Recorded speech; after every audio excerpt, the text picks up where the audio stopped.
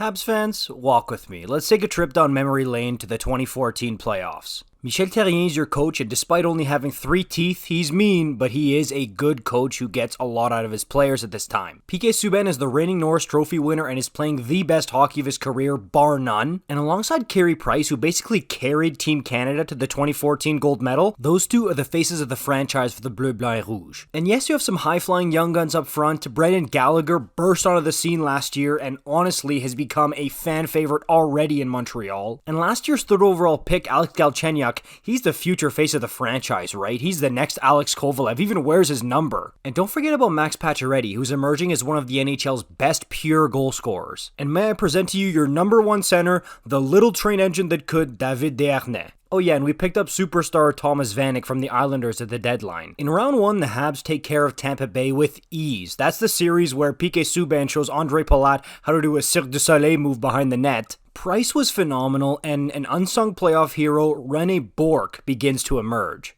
Round 2 is scary. Not only do the Bruins have Lucic, Marchand, Bergeron, Chara, and Krejci, they've also added Jarome Iginla. Oh boy. Everyone remembers PK Subban's famous breakaway goal here, honestly, probably one of the most famous goals in Habs history. Deluis mocks Milan Lucic's famous chest pound, and then the handshake line afterwards, Lucic definitely wasn't telling him about church on Sunday. Regardless, the Habs move on, PK Subban kisses Pierre Maguire, and this team is starting to look real magical. And to me, this is when Habs fans started to say, whoa, we got a shot at the cup here. Game 1, Round 3, Martin St. Louis and the New York Rangers are in town. How ironic is that? Chris Kreider flies into Carey Price, and Carey is out. And yes, Habs fans were mad at this point, of course, but more than that, I just felt an entire fan base just deflate. Like, come on, you're joking. The one guy we cannot lose right now. The Rangers would go on to blow out the Habs in that game. Dustin Tokarski came in to replace Carey Price, and honestly, with all that pressure, I think he did a fine job. But St. Louis had that famous Mother's Day game. He was great in this series. But the Rangers would knock off the Habs in 6 games to go meet the LA Kings in the Stanley Cup final, who they lost to. But even all these years later, I hear this a ton from Habs fans.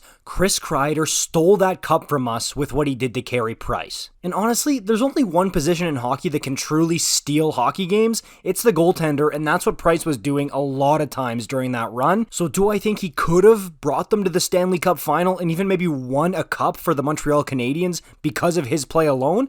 Yeah, I do. Patrick Roy literally did it for that franchise a handful of years before. But also, Habs fans, you gotta remember, LA was unreal that season. This isn't the, we just squeaked it as an 8 seed and beat all the odds like they did in 2012. They were an absolute juggernaut in that playoff run. Yes, they were down 3-0 to San Jose. Doesn't matter. They were a phenomenal team, a wrecking ball. They would have been the most difficult challenge for the Habs in the playoffs, no doubt. So honestly, who knows? And at least the Habs have that playoff run. It was so much fun. It was phenomenal stuff to watch. Maybe one of my favorite sports playoff runs ever to watch. I'm so glad they have that. And while obviously it would have been better if they went all the way, I'm so happy with what we got for that. It was really special. Habs fans, favorite memory from that 2014 playoff run in the comments down below. Like, comment, subscribe for more videos like this. I'll see you in the next one. Peace out.